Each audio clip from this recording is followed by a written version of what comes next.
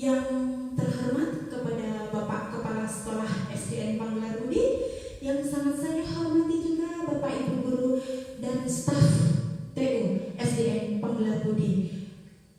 Pertama-tama marilah kita panjatkan puja dan puji syukur atas kehadiran Allah Subhanahu wa Ta'ala yang mana Beliau telah memberikan limpahan dan hidayah kepada kita semua sehingga kita dapat berkumpul pada siang hari ini dalam acara Diseminasi Budaya Positif Modul 1.4 Calon Guru Penggerak Angkatan 9 Kabupaten Bandung Barat dalam keadaan sehat walafiat tak kurang suatu apapun. Tak lupa salawat serta salam tetap tercurah limpahkan kepada junjungan kita Nabi Muhammad Sallallahu Alaihi Wasallam yang mana beliau telah membimbing kita dari jalan yang gelap menuju jalan yang terang benderang. Amin Allahumma amin. Bapak Ibu yang sangat saya banggakan, sebelumnya saya ucapkan banyak-banyak terima kasih kepada Bapak Ibu yang sudah berkenan meluangkan waktu untuk mengikuti kegiatan saya, yaitu Diseminasi Budaya Positif. Sekali lagi saya ucapkan banyak-banyak terima kasih. Untuk selanjutnya, agar acara atau kegiatan pada siang hari ini berjalan dengan lancar, marilah kita membaca basmalah bersama-sama. Bismillahirrahmanirrahim. Terima kasih saya sampaikan. Bapak Ibu yang sangat saya banggakan, ada salam dari saya. Salam bahagia. Ibu Bapak bahagia? Ibu Bapak bahagia? Alhamdulillah, Ibu Bapak bahagia, saya pun bahagia. Ada satu buah lagu buat Ibu Bapak. Yes. Bahagia, sangat bahagia bertemu kembali bersama Bapak Ibu yang hebat semua. Saya bahagia. Boleh tepuk tangan Ibu? Aduh, ini minta ditepuk tangan ya. Iya. Terima kasih sebelumnya. Selanjutnya saya akan memaparkan tentang diseminasi budaya positif. Kebetulan budaya positif ini saya pelajari di modul 1.4 Ibu. Nah, next. Nah, saya akan menyebarkan pemahaman dan penerapan pengalaman saya, yaitu pada materi budaya positif di modul 1.4. Iya Ibu, ini saya ingin memperkenalkan, beliau adalah Ibu Dini, fasilitator saya Ibu, yaitu beliau sangat memfasilitasi kami ketika kami mengerjakan tugas, ketika kami berdiskusi dan lain sebagainya. Dan kemudian ini adalah pengajar praktik saya, Ibu Sri Sunardi, yang kebetulan Ibu ini adalah kepala sekolah SMP 4 yang sudah tidak asing ya Bu ya, sering bertemu sama beliau, sering ke sini karena itu pendampingan individu. Alhamdulillah sudah 2 kali. Beliau juga sangat-sangat sangat membantu sekali dalam kegiatan saya mengikuti program pendidikan guru penggerak. Nah, selanjutnya ini adalah foto keluarga besar SDN Panggelar Budi. Alhamdulillah berkat dukungan, berkat doa, berkat arahan Bapak Ibu, saya bisa menjalankan program guru penggerak ini sudah masuk di bulan ketiga. Sekali lagi saya ucapkan banyak-banyak terima kasih dukungan dari Bapak Kepala Sekolah, Bapak Ibu guru staf yang sangat-sangat tidak bisa saya tidak saya bisa balas dengan apapun. Semoga kebaikan Bapak Ibu keluarga besar SDN Panggelar Budi diterima oleh Allah, dibalas oleh Allah kebaikannya. Saya tidak bisa membalasnya ya Bu ya. Semoga kebaikannya diterima. Mudah-mudahan kita semuanya dalam keadaan sehat walafiat dan panjang umur. Amin ya rabbal alamin. Amin. Ya. Bapak Ibu yang saya banggakan, agar lebih semangat boleh minta tepuk tangannya. Bukan hanya tepuk tangan, tapi saya juga minta tepuk semangatnya, boleh Bapak Ibu? Boleh? Boleh, oke.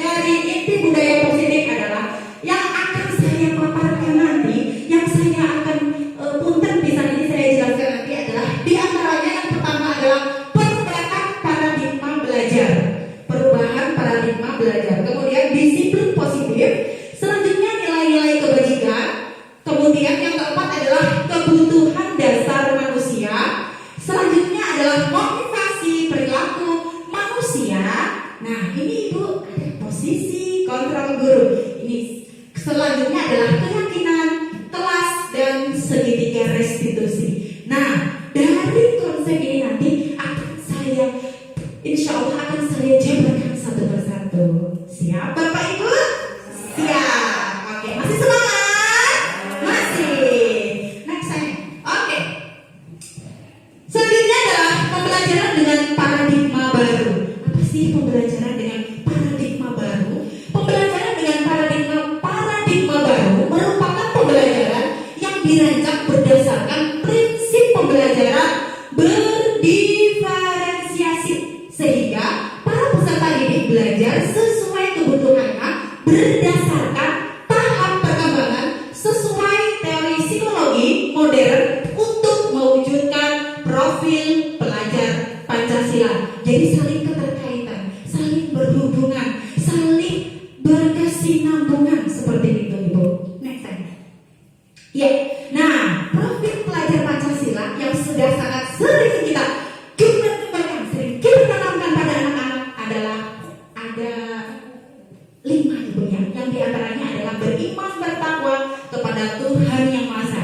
Kemudian bergotong royong, berkebinekaan global, kreatif, bernama kritis, dan mandiri. Nah, setiap pagi sebelum masuk ke kelas kita sudah sangat sering ya Ibu kita ajarkan pada anak-anak ya Bu ya. Ya Bapak ya, sudah sangat sering. Bahkan kita kasih lagu pada anak-anak. Biar apa? Biar hafal. Nah, tujuannya bukan hanya menghafalkan, tapi juga tentunya mengamalkannya. Bapak Ibu, coba kita menyanyi profil pelajar Pancasila. Siap? Siap Bapak Ibu? Aduh, terima kasih. Coba ya. 1, 2, 3. Profil pelajar Pancasila. Pelajar Pancasila beriman dan bertakwa pada Tuhan Yang Esa dan berakhlak mulia, berkebinekaan global, gotong royong mandiri, kreatif dan bernalar kritis. Boleh tepuk tangan? Boleh. Ibu, kalau tadi kan kita masih tepuk-tepuk. Kalau saya kasih gerakan boleh? Dikasih contoh sama saya nggak apa-apa ya Ibu? Punten. Seperti ini ya Ibu ya. Profil pelajar Pancasila. Pelajar Pancasila beriman dan bertakwa kepada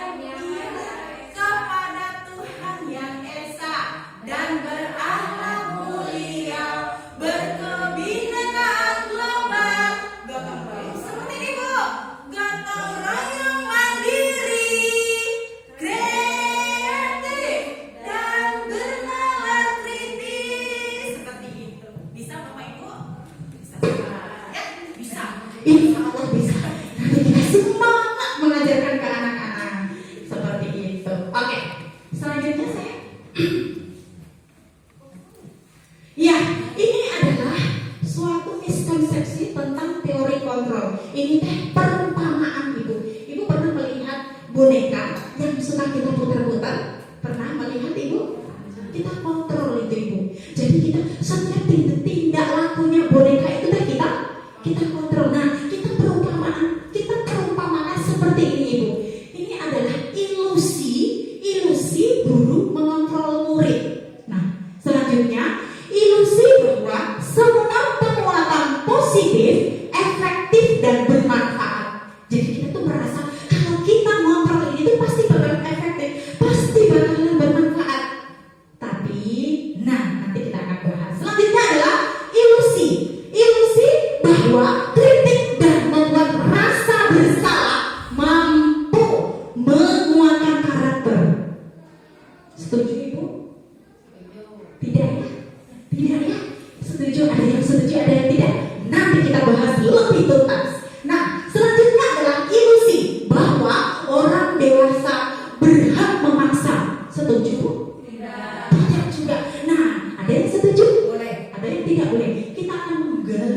menggali dan menggali terus apakah miskonsepsi tentang teori kontrol ini benar apa tidak. Nah, di sini. Nah, mengubah paradigma stimulus respon ke pendekatan teori kontrol, yaitu stimulus responnya adalah realitas kebutuhan kita sama, padahal teori kontrolnya sama, Ibu? Tidak. Pada realitanya, pada kenyataannya tidak sama. Realitas kebutuhan setiap orang, setiap siswa, setiap guru, setiap semuanya orang berbeda-beda. Maka ada mengubah paradigma stimulus respon ke pendekatan teori kontrol. Selanjutnya, semua orang melihat hal yang sama. Semua orang melihat yang sama. Padahal sebenarnya teori kontrolnya adalah setiap orang memiliki gambaran yang berbeda. Setuju Bapak Ibu? Setuju. Ya, selanjutnya kita mencoba mengubah agar berpandangan sama dengan kita. Jadi kita itu memaksakan orang pandangan Bu Devi misalnya harus sama dengan saya. Tidak bisa. Teori kontrolnya adalah kita berusaha memahami pandangan orang lain tentang dunia. Jadi itu ada perbedaannya. Kemudian orang lain bisa mengontrol saya. Stimulus responnya. Teori kontrolnya hanya kita sendiri yang mengontrol diri kita sendiri. Hanya kita sendiri yang bisa. Suatu contoh saya, Bu Karlina, hari ini Bu Karlina harus makan rawon. Contoh. Tapi Bu Karlinanya dia punya ini, dia punya mengontrol diri. Oh tidak bisa, saya pengennya soto. Nah, hanya diri kita sendiri yang bisa mengontrolnya. Selanjutnya adalah saya bisa mengontrol orang lain. Saya bisa. Padahal di teori kontrolnya adalah Anda tidak bisa mengontrol orang lain. Tidak akan bisa, Ibu. Ya. Selanjutnya, pemaksaan ada pada bujukan. Ada pada saat bujukan yang gagal. Juga tidak. Di teori kontrolnya, kolaborasi dan konsensus menciptakan pilihan-pilihan baru. Bapak Ibu, kolaborasi sering, penting sekali. Apa sih Bu kolaborasi? Kerjasama, betul. Mantap. Kita kasih salut boleh? Kita kasih tepuk salut dulu boleh? Iya, kolaborasi adalah kerjasama, gotong royong, saling berhubungan. Itu adalah kolaborasi yang sangat diperlukan, apalagi kita di satuan pendidikan kita yang tercinta. Kasih tepuk salut dulu ya buat ibu-ibu hebat semuanya. Tepuk salut! Salut, salut! Salut, salut! Salut! Terima kasih. Masih semangat Ibu? Semangat! Semangat! Oke, lanjut. Nah, ini adalah disiplin positif. Disiplin positif, disiplin berasal dari kata disiplina yang artinya belajar. Disiplin mengacu pada disiplin diri yang memiliki tanggung jawab terhadap apa yang dilakukan berdasarkan nilai-nilai yang diyakini. Jadi Bu, munculnya disiplin itu sesuatu yang diyakini dulu Bu. Kalau nggak yakin nggak jalan Bu. Setuju apa setuju Ibu? Setuju ya. Jadi kalau kita mau disiplin itu diyakini dulu dari dalam. Yakin. Oke, saya besok mau datang lebih awal. Yakin. Jadi itu disiplin. Kalau hanya sekedar apa ya? Oke, sepakat. Besok masuk pagi. Tapi kalau nggak dari hati yakin, mau bisa. Tidak akan bisa. Oke. Belum sayang.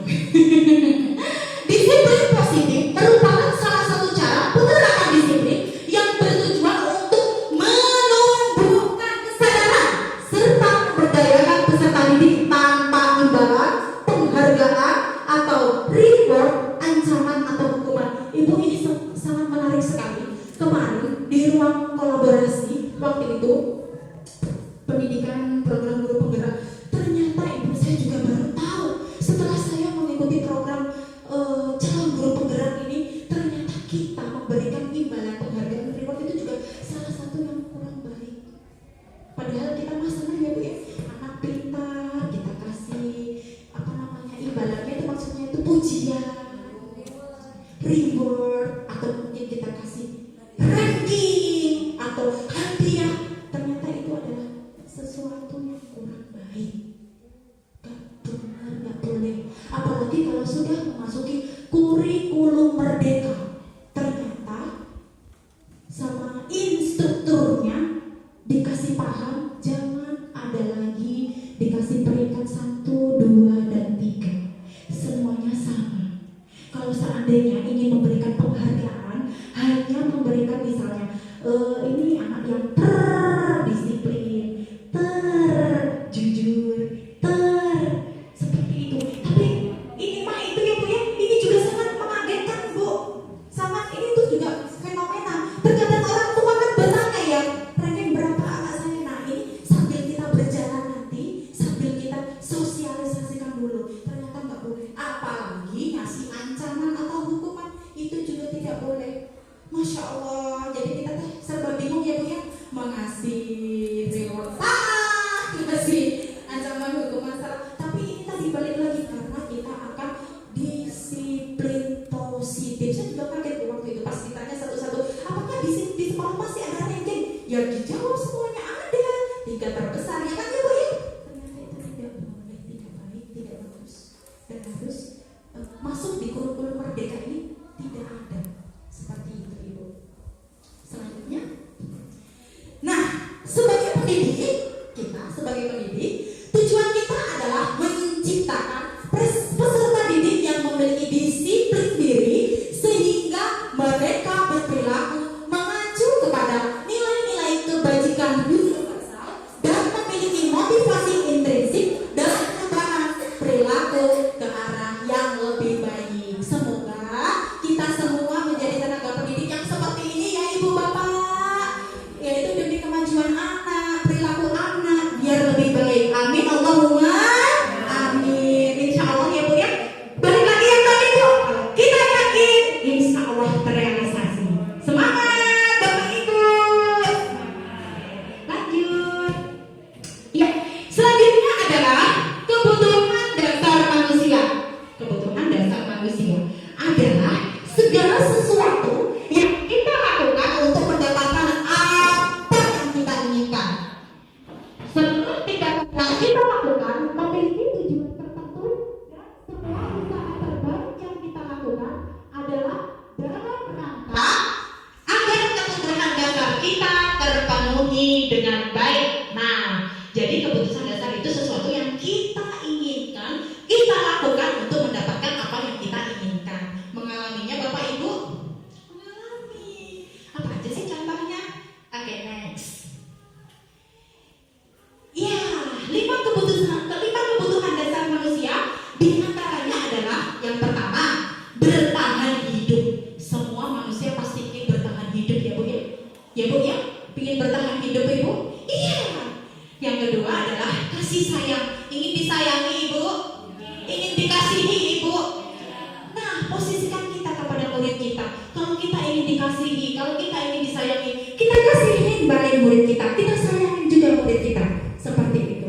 Nah, kemudian adalah kebebasan. Nah, kebebasan di sini ada kebebasannya, ada pengertiannya nanti selanjutnya. Kemudian kesenangan dan penguasaan. Kita akan bedah satu persatu. Nah, kelima kebutuhan dasar manusia adalah bertahan hidup. Kita pasti akan membutuhkan makanan. Butuh makan Ibu Bapak? Butuh, karena biar kita bisa bertahan hidup, biar kita bisa bertahan untuk mempertahankan nyawa kita. Jadi kita harus makan, pakaian seperti ini. Ada filosofi Jawa mengatakan ajining diri saka lati, ajining saka busana. Nggak tahu artinya ya Bu ya. Ya, jadi seperti kalau kita ingin berharga di depan orang, yaitu dengan hati-hati dalam kata tutur kata. Kalau kita ingin dihargai dengan orang lain, kita baguskan penampilan kita dengan cara baju yang rapi, tatanan rambut buat bapak-bapak yang rapi, ya Bapak Ibu ya. Setuju Bapak Ibu? Setuju. Jadi kita teh keren.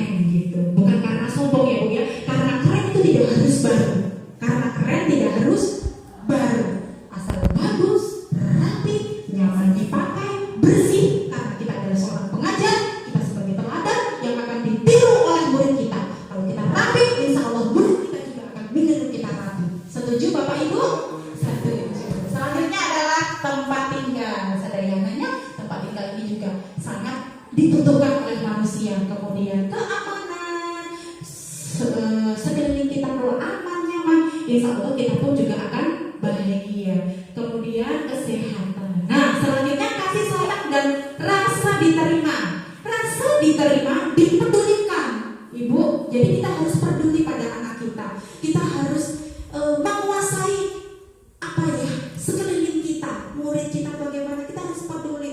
Jangan dibiarin, jangan diapain. Misalnya contoh, ada yang misalnya berantem atau apa, kita selesaikan di hari itu jadi hari itu juga kita tanya, kita peduli, kita kasih motivasi dan lain sebagainya. Berbagi, nah ini berbagi. Ini untuk biar tidak menghindari sifat kikir, pelit dan lain-lain. Jadi harus berbagi, tapi ya tidak terus-terusan berbagi ya Bu ya. Nah, kita selanjutnya adalah kerjasama. Tadi berkolaborasi, bekerja sama, saling bergotong royong adalah menjadi bagian dalam kelompok. Nah, seperti ini menjadi bagian dalam kelompok. Kalau kita mempunyai kelompok itu jangan merasa minder Bu. Saya mater bisa. Jangan Ibu. Kita kalau sudah satu kelompok, misalnya kita sudah satu komunitas, berarti kita bisa tunjukkan. Kita insya Allah mampu. Kita bisa, kita mampu tunjukkan ke semuanya. Selanjutnya adalah penguasaan, harga diri. Harga diri, keinginan untuk dianggap. Seperti tadi, kembali lagi ke poin yang kedua. Jadi kita itu di dalam komunitas ini harus ada rasa, aku ingin dianggap, saya ingin dianggap. Kalau misalnya ada yang amit-amit meremehkan, kita lawan, tapi lawannya dengan kebaikan atau kebajikan. Selama kita benar, jangan takut salah. Kemudian adalah memimpin. Kita harus mempunyai jiwa pemimpin gitu ya. Kalau di sekolah kita adalah pemimpin, kita adalah bapak kepala sekolah. Kalau di kelas Ibu, kita Ibu yang memimpin, kita yang menjadi manajer, kita yang mengkondisikan suatu kelas. Jadi jangan itu Ibu, jangan minder. Kita tuh sebagai seorang pemimpin di kelas, yaitu memimpin anak-anak kita untuk menuju ke budaya positif atau menuju kebaikan. Selanjutnya adalah diakui dan didengar. Gitu. Kita kembali lagi seperti tadi, kalau ingin diakui, didengar, maka kita akui Ibu murid kita, dengarkan keluh kesah mereka Ibu. Ya, jangan menjadi pengajar yang kita hanya mengajar, sudah itu pulang. Kita selami dunianya. Kita dengarkan apa mau curhat, walaupun kita banyak masalah juga ya Bu ya. Tapi kalau di kelas masuk bagaimana kita menghambat pada murid, kita berbuat sebaik-baik kepada murid kita. Selanjutnya adalah mandiri, lakukan segala sesuatu dengan mandiri, apalagi kalau sedang ujian atau apa, diusahakan yaitu mandiri. Segala kita insya Allah maju sukses. Kemudian memiliki pilihan, mencoba hal baru, mampu mengendalikan arah dirinya. Kita juga sebagai pemimpin tadi, tapi tetap harus ada batas-batasannya, harus mampu mengendalikan arah dirinya. Poin selanjutnya adalah kesenangan. Nah, ini sangat dibutuhkan sekali Ibu di kelas. Kesenangan ini kita harus bermain bersama anak-anak kita, humor, antusiasme dan tertawa Ibu. Nah itu Ibu, kita walaupun banyak masalah, banyak problematika, tapi kalau kita sudah masuk di dalam kelas, wajib kita, poin yang kelima itu, harus bahagia, harus tertawa, harus ikut bermain, antusiasme kepada anak-anak kita ya. Biar apa? Biar mereka juga lebih bersemangat. Jangan bawa kesedihan kita di depan anak kita, peserta didik kita.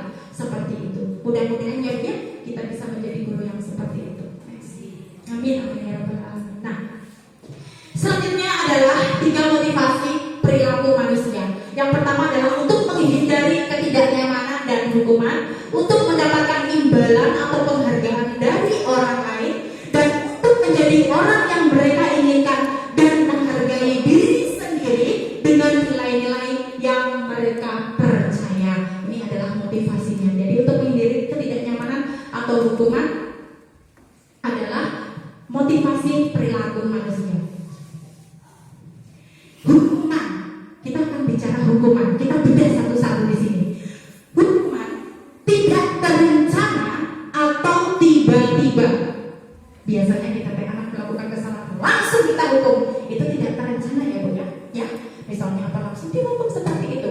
Selanjutnya murid tidak tahu apa yang akan terjadi atau dilibatkan, itu juga suatu hukuman Ibu. Jadi kita pas waktu ada kepanitiaan, tapi ada beberapa siswa yang tidak diikutkan, itu dia jadi merasa terhukum Ibu.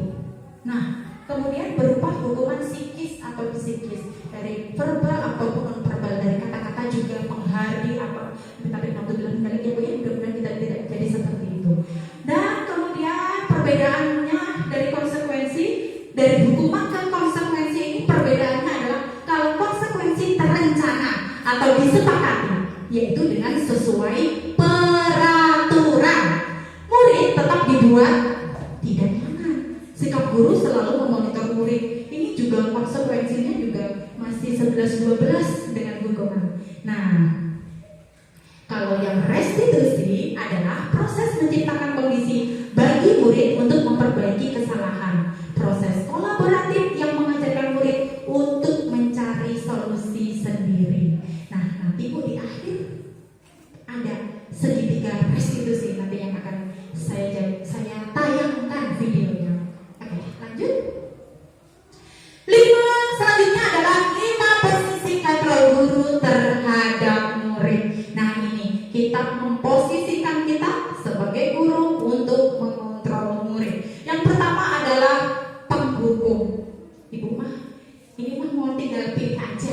Ibu mau berada di posisi kontrol yang mana? Kira-kira mau yang penghukum, pembuat merasa bersalah, atau menjadi teman untuk siswa-siswi kita, untuk pemantau atau manajer? Coba sebelum slide selanjutnya, ada yang mau memilih salah satu di sini, Ibu Bapak? Kira-kira ini, kalau Ibu di kelas posisi kontrol guru terhadap murid yang mana Bapak Ibu? Yang mana?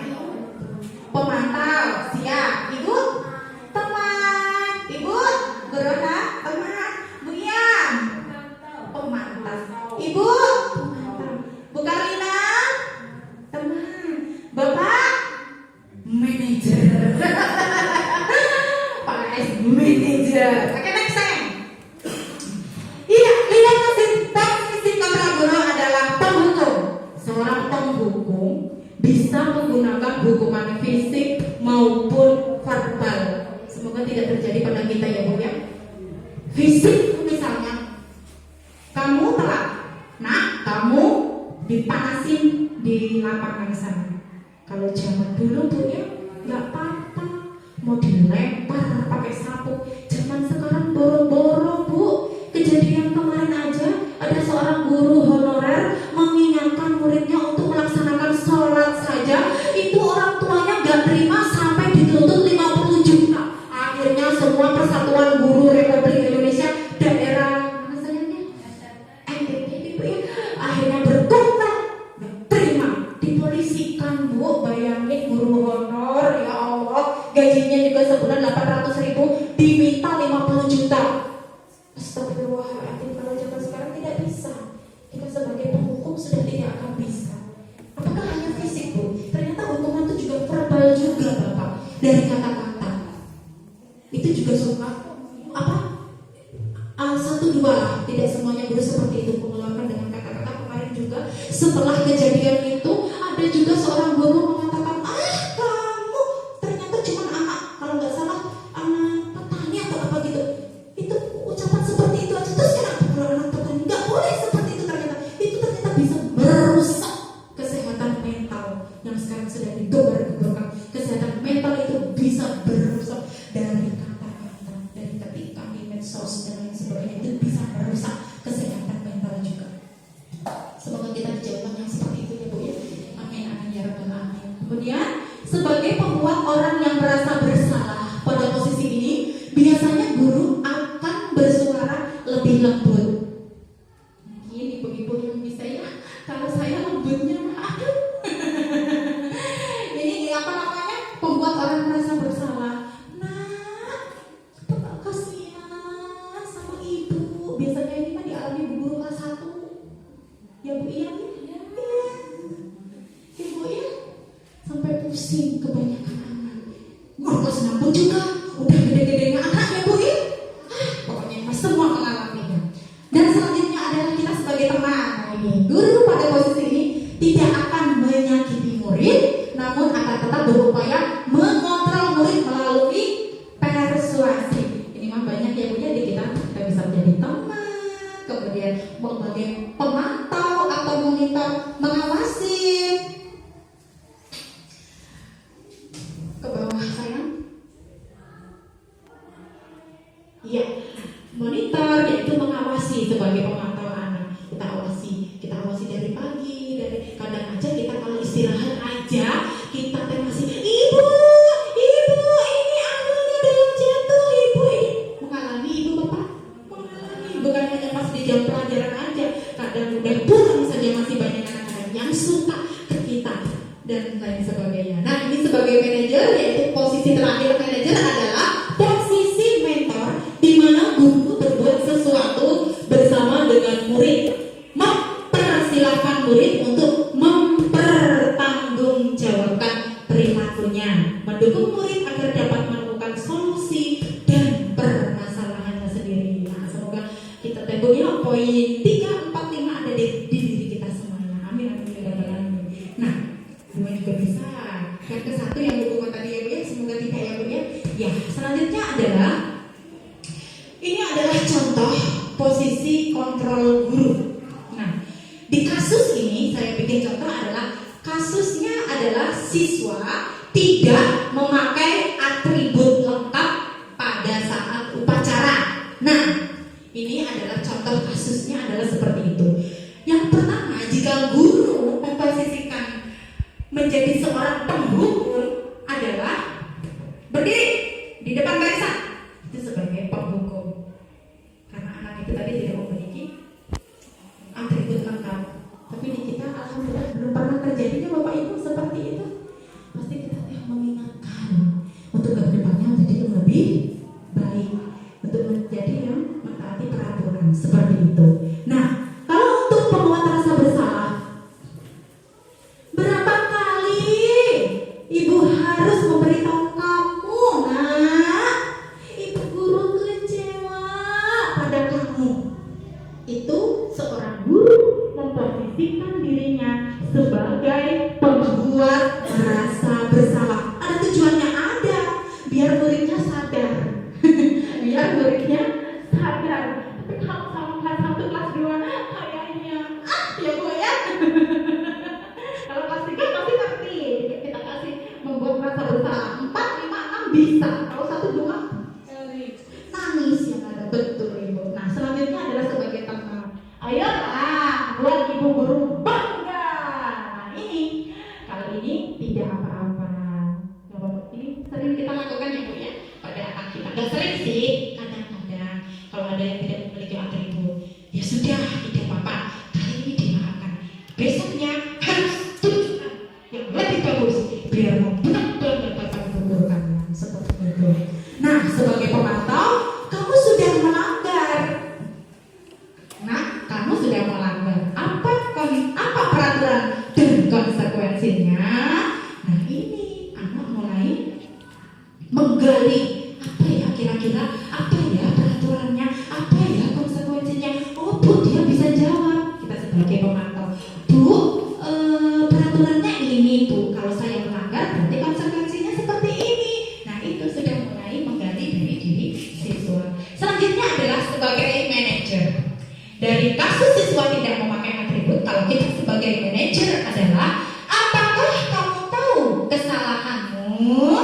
Nah, dijawab anaknya, tahu Ibu, saya tidak memiliki atribut. Nah, kira-kira apa yang akan kamu lakukan untuk memperbaiki kesalahanmu ini? Ini maksudnya apa Bu? Mencari solusi. Iya, betul, mencari solusi. Kita kasih tepuk salut yuk, biar gak kantor yuk. Tepuk salut, salut, salut, salut, salut, salut. Masya Allah, luar biasa. Ya, jadi dari kelima posisi kontrol ini Ibu, kira-kira yang kita masuk yang di mana saja Ibu? Teman, pemantau, manajer. Kalau hukuman sudah tidak bisa Ibu. Di zaman yang sekarang, kalau untuk pembuat rasa bersalah kadang-kadang kalau kita udah anak ini udah sekali kedua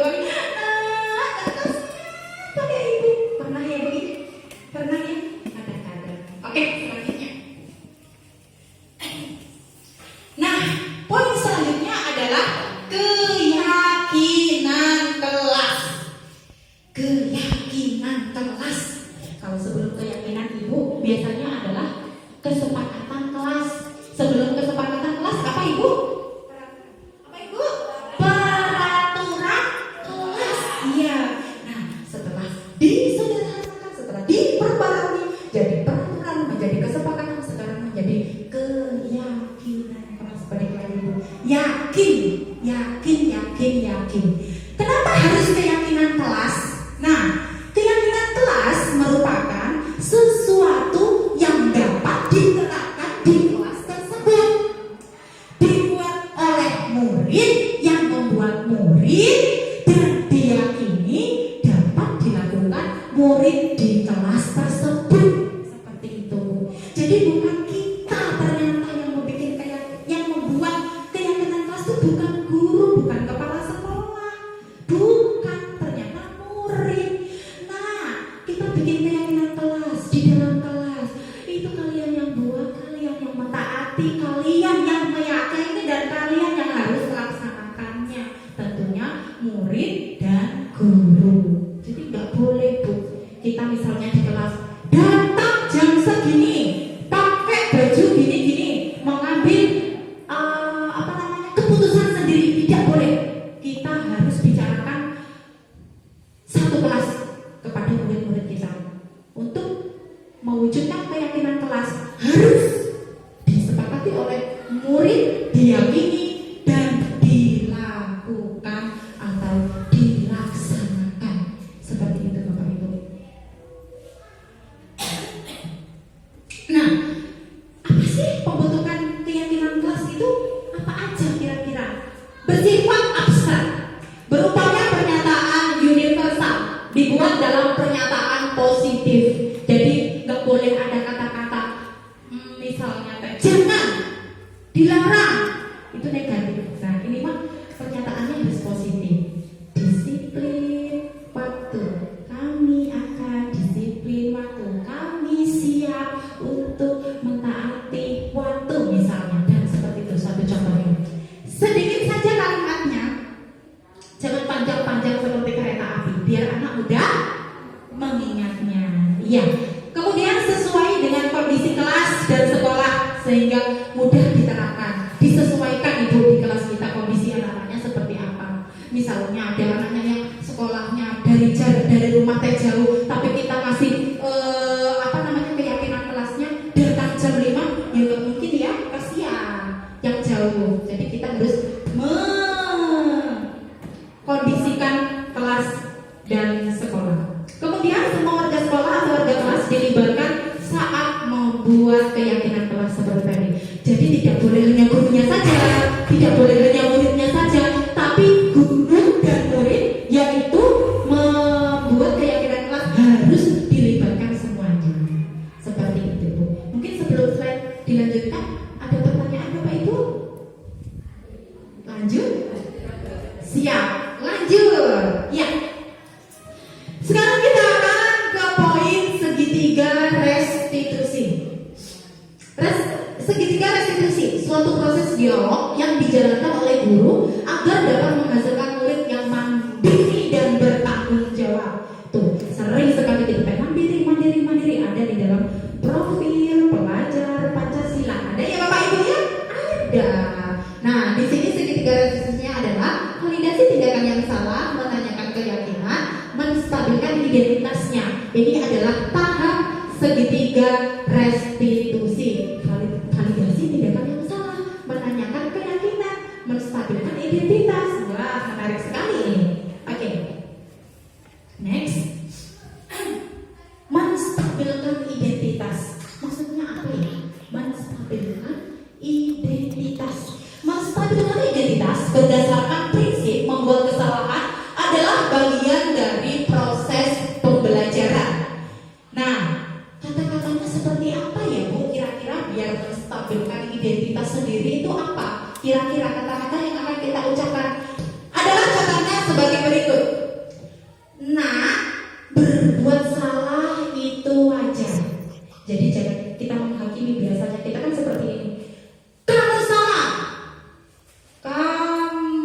bersalah dan lain sebagainya.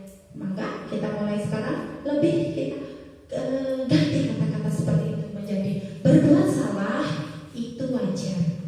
Tidak ada manusia yang sempurna. Jadi sebelum kita mau ke arah menyalahkan anak itu, kita kasih kata-kata seperti ini tadi.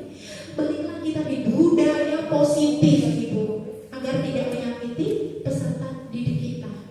Biar kesehatan mentalnya biar terjaga seperti itu. Nah, ibu bapak juga pernah melakukan seperti itu. Jadi dia tidak merasa sendirian bapak ketika dia melakukan kesalahan itu. Jadi dia tidak merasa saya itu berarti ini sudah salah sendiri, ini adalah kesalahan saya sendirian. Jadi kita dengan kata-kata bapak ibu juga pernah melakukan seperti itu. Jadi anak tidak merasa sendirian.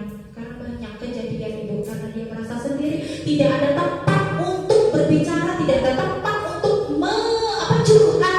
Akhirnya banyak pelajar mahasiswa astagfirullahaladzim amin sampai melakukan bunuh diri. Mudah-mudahan kita dijaga seperti itu. Karena dia gak bisa di rumah, gak bisa bercerita, di sekolah tidak bisa bicara dengan gurunya. Akhirnya mencari jalan pintas. Jangan sampai seperti itu ya Bapak Ibu. Kemudian selanjutnya, ibu bapak tidak mau mencari siapa yang salah. Nah ini biasanya kita kan suka mencari-cari yang sama siapa.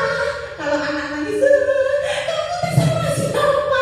Suka gitu ya Bu ya, kata-katanya Bu ya. Kadang-kadang, gak selalu. Nah, sekarang kita rubah kata-kata itu. Kita rubah perlahan sedikit demi sedikit. Nah, ibu tidak mau mencari yang salah. Misalnya ada 2 anak atau lebih yang berantem seperti itu. Tapi ada tapinya.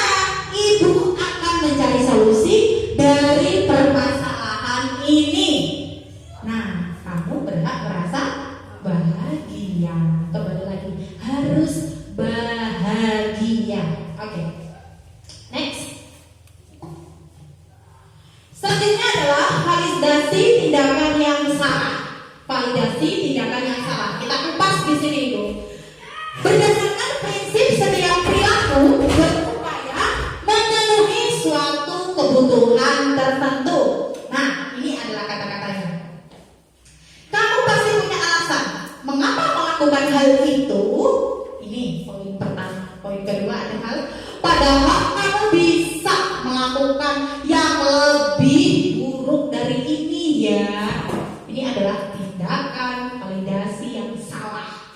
Kamu patut bangga karena telah melindungi sesuatu yang penting buatmu. Jangan sampai kata-kata ini terucap ya Bapak Ibu.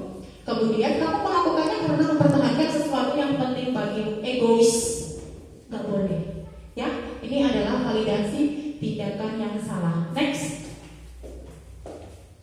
Selanjutnya adalah menanyakan keyakinan. Menanyakan keyakinan berdasarkan prinsip teori kontrol bahwa pada dasarnya kita termotivasi secara intrinsik. Nah, apa aja sih yang kata-kata yang penting kita ucapkan seperti apa keyakinan kelas kita pada anak-anak kita. Kemudian nilai apa yang telah disepakati bersama. Nah, setelah kita membuat keyakinan kelas kita seperti nilai-nilai apa aja sih dari tiap poin-poin keyakinan kelas seperti itu. Selanjutnya adalah seperti apa gambaran sebuah kelas yang ideal menurut kalian, menurut kamu. Kita gali ke anak itu tadi. Kira-kira apa? Jangan kita yang menentukan, tapi tetap peserta didik kita, murid kita yang menentukan. Kemudian kamu ingin menjadi orang yang seperti apa? Nah, ini lebih kita nanyain ke anak. Nah, kita jangan memaksakan, nak kamu nanti gede harus jadi gini. Gak boleh Ibu ya. Harus kita tanyakan, nak kelak kamu ingin menjadi seperti apa? Bu, saya ingin menjadi petani. Oh, hebat saya. Kita kasih motivasi. Semoga menjadi petani yang sukses, yang handal, yang hebat, yang modern dan lain sebagainya. Ibu, saya ingin menjadi misalnya kurir misalnya. Kan itu tak apa Bu ya, gak apa-apa, gak masalah, tidak jelek. Semua pekerjaan itu bagus asalkan halal. Oh, ingin jadi kurir nak, didoakan sama Ibu. Semoga nanti bisa punya perusahaannya. Jadi nanti punya anak buah seperti itu. Jadi jangan kita hanya menghargai sebagian siswa kalau misalnya, Bu saya ingin jadi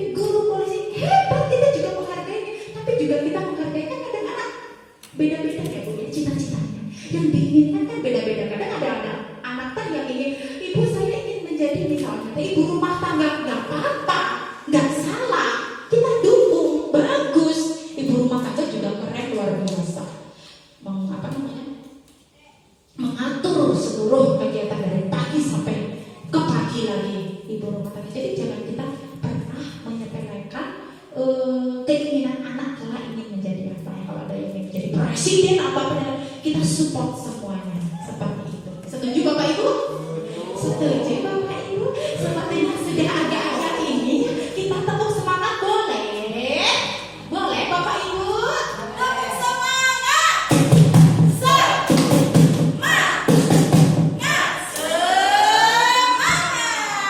Masya Allah, tabarakallah. Terima kasih Bapak Ibu. Oke, next selanjutnya. Oh, ternyata kita sudah di penghujung. Jadi, dan penerapan program disiplin positif hendaknya guru memiliki standar kepribadian. Kita harus memiliki. Bismillahirrahmanirrahim. Semoga mulai detik ini kita memiliki standar kepribadian profesional dan sosial yang baik, di mana guru mampu merefleksi dirinya dalam posisi kontrol saat ini. Masih ingat Ibu dengan posisi kontrol tadi Bu? Masih ingat Ibu? Ingat dong.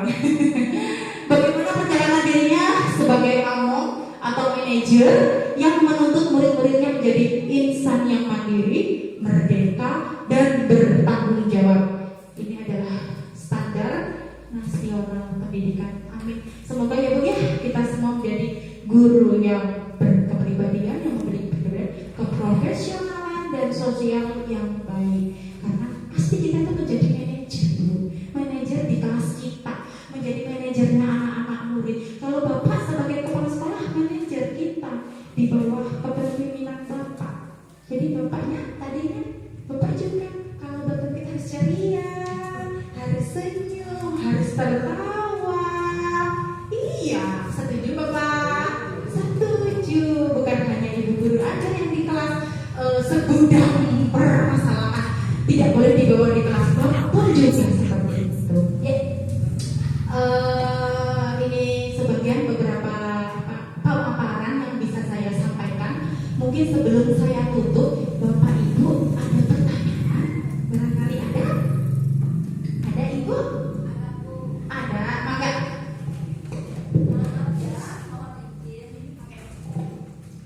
mohon izinnya Bu. Assalamualaikum warahmatullahi wabarakatuh. Saya ingin bertanya, saya selaku guru wali kelas 6, kelas atas, ada sesuatu hal yang belum bisa saya atasi dalam hal mengajar.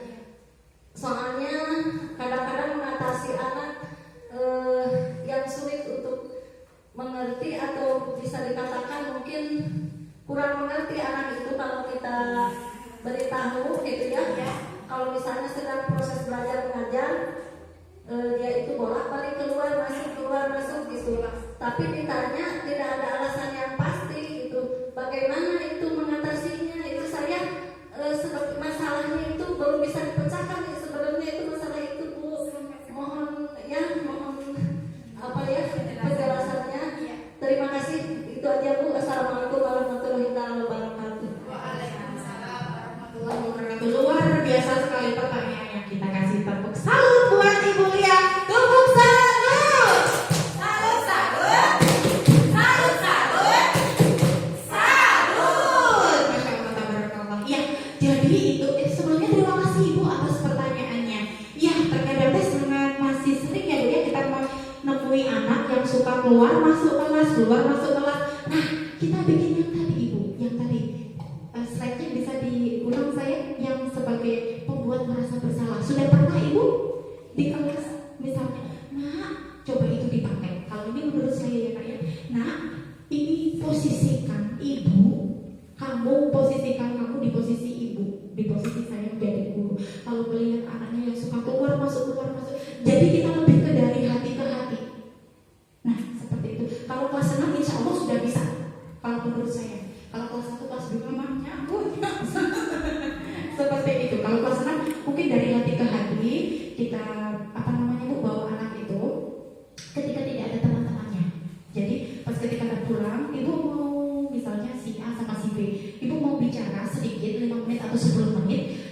ada yang dibicarakan, jadi face to face. Jadi dari hati ke hati. Nah, posisi kakak, kalau posisi kamu, soalnya ibu sudah menjadi pemantau, sudah mantau, tapi kamu teh masih gitu seperti itu. Oke, sekarang dari hati. Mungkin seperti itu ibu. Atau mungkin ada bapak ibu yang ingin membantu menjawab dari pertanyaan ibu Lia itu ada?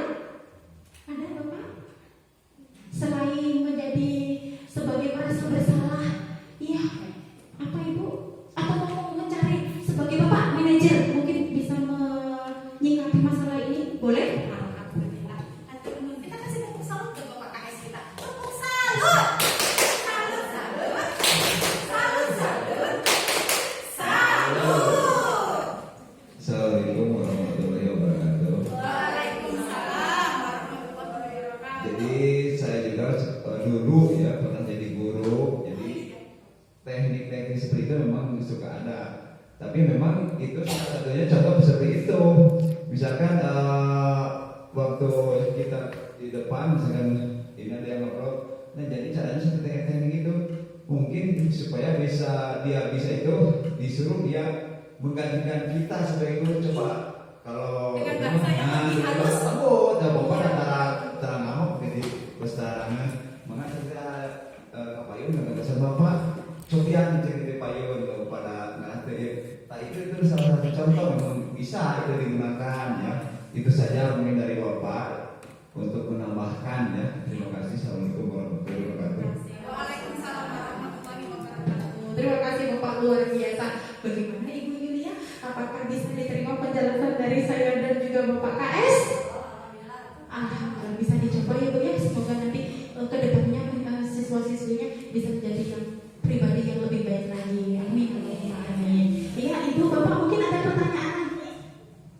Atau cukup? Alhamdulillah. Ya.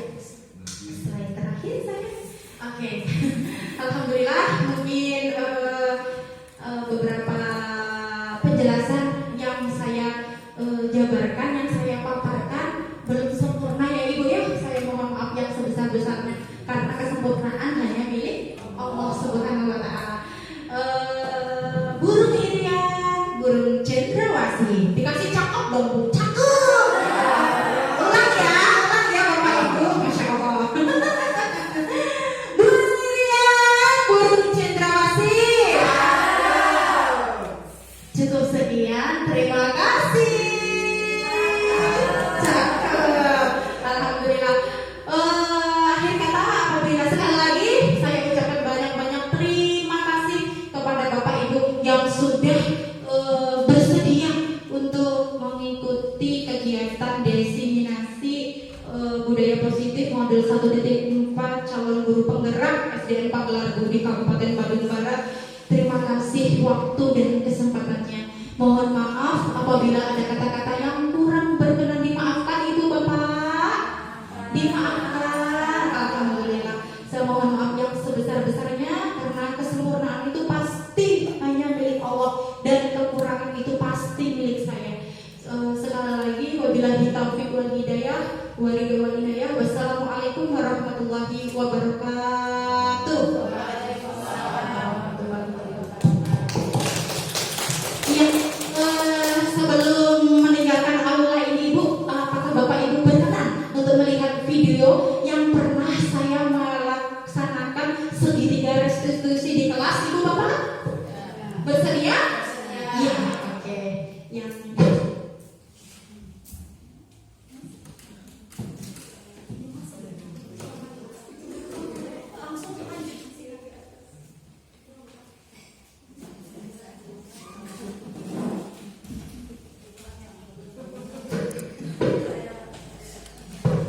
ya Ibu, ini adalah waktu itu ini adalah tugas dari LMS yang harus saya kerjakan, yaitu koneksi antar materi, yaitu segitiga restitusi, di mana seorang guru yang baik harus memiliki kemampuan dalam mewujudkan budaya positif di sekolah. Kemudian ini nanti ada videonya di mana anak melakukan kesalahan, kemudian kita menjadi guru, yaitu kita sebagai memposisikan diri, yaitu melaksanakan 5 posisi kontrol. Nah,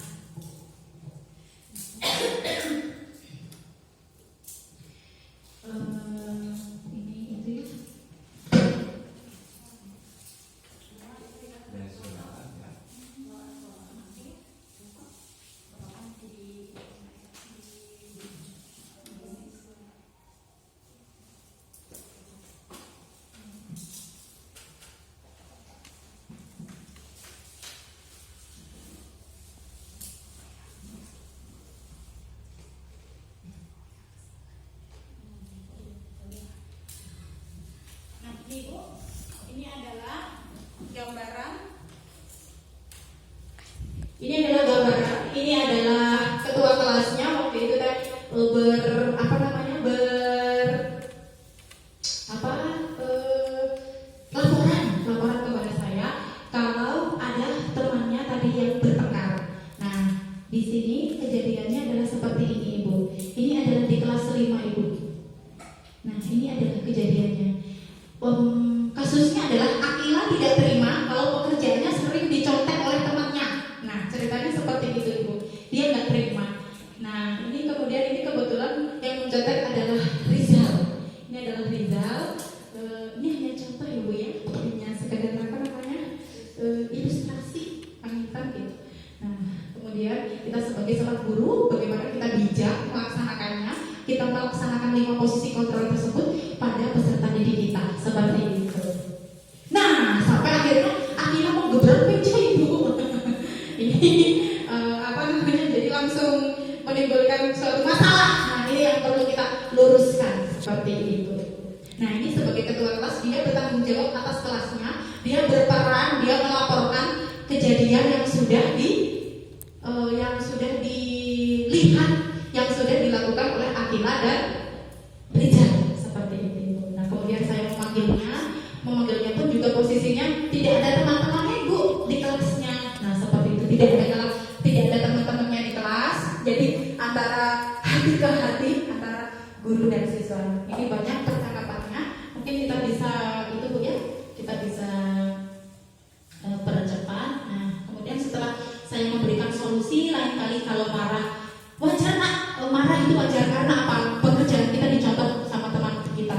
Tapi tidak boleh sampai pembebaran, dan dia pun alhamdulillah akhirnya setuju, dia tidak akan mengulanginya lagi, dan dia akhirnya mengakui kesalahannya juga dan berusaha tidak akan mengulanginya seperti itu. Dan kemudian dia memberikan umpan balik. Dia senang sekali belajar bersama saya dengan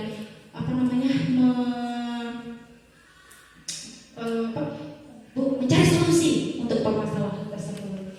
Alhamdulillah pada kasus ini selesaikan dengan baik seperti itu, Ibu. Ya, mungkin itu saja yang bisa saya sampaikan. Apabila ada kata-kata yang kurang berkenan, saya mohon maaf yang sebesar-besarnya. Wabillahi taufiq wal hidayah. Wassalamualaikum warahmatullahi wabarakatuh. Jika berkenan Bapak Ibu boleh foto bersama? Boleh. Alhamdulillah.